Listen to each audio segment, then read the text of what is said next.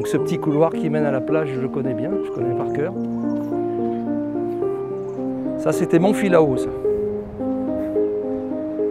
J'ai dormi là, sous cet arbre, pendant de longs mois. Voilà.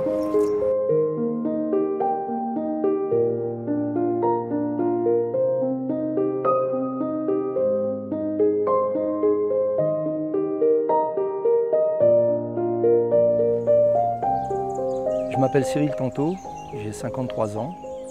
J'habite sur la région de Saint-Paul.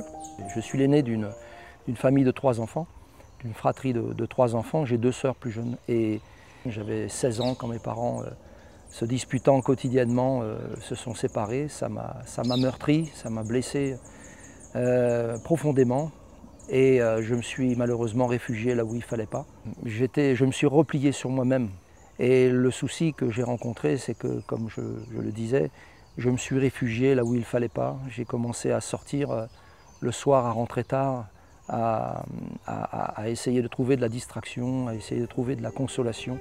Et c'est à ce moment-là que j'ai commencé à toucher à tout ce qui est devenu des addictions pour moi.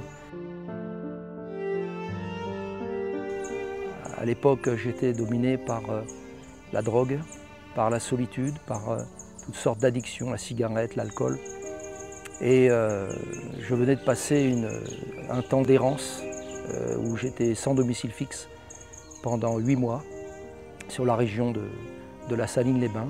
Je dormais ça et là, je dormais sous les filaos et je vivais de la vente de pralines et de colpistaches que je vendais aux touristes et aux vacanciers.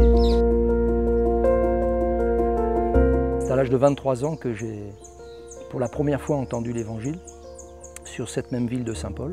Après avoir entendu l'Évangile, j'ai été profondément touché dans mon cœur. Et la seule chose que j'ai retenue de la prédication du message, la prédication de la croix, c'est que Jésus m'aimait. Je croyais qu'il existait, mais je ne savais pas qu'il avait cet amour pour moi, cet amour personnel. Et j'ai cru dans cet amour. On m'avait offert une Bible et la seule addiction qui me dominait, je dirais le plus, parce que j'ai demandé à Dieu de me délivrer de l'alcool, de la cigarette. La seule addiction, c'était le zamal, c'était donc la marijuana.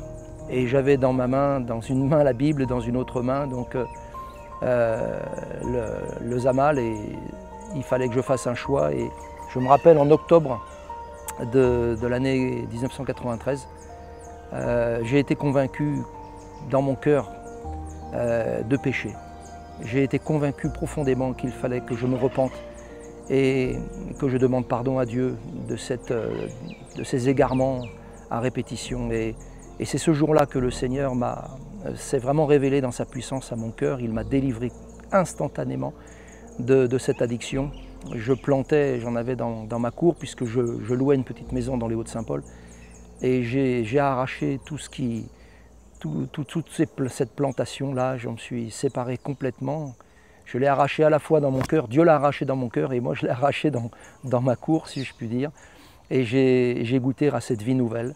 Je suis retourné à l'Assemblée, j'ai décidé de me faire baptiser, voilà, pour le pardon de mes péchés.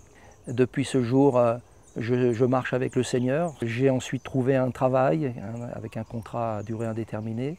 Ça m'a permis de pouvoir me lancer dans un projet de mariage. Dieu m'a donné une tendre épouse, 3 enfants, 2 garçons, une fille qui sont grands maintenant. Dieu m'a donné de construire une maison, de devenir propriétaire. Alors que quelques années auparavant, 5 ou 6 ans auparavant, j'étais dans la rue, j'étais SDF. Donc comme quoi le Seigneur est capable de tout changer, de tout bouleverser. Et c'est lui qui bénit.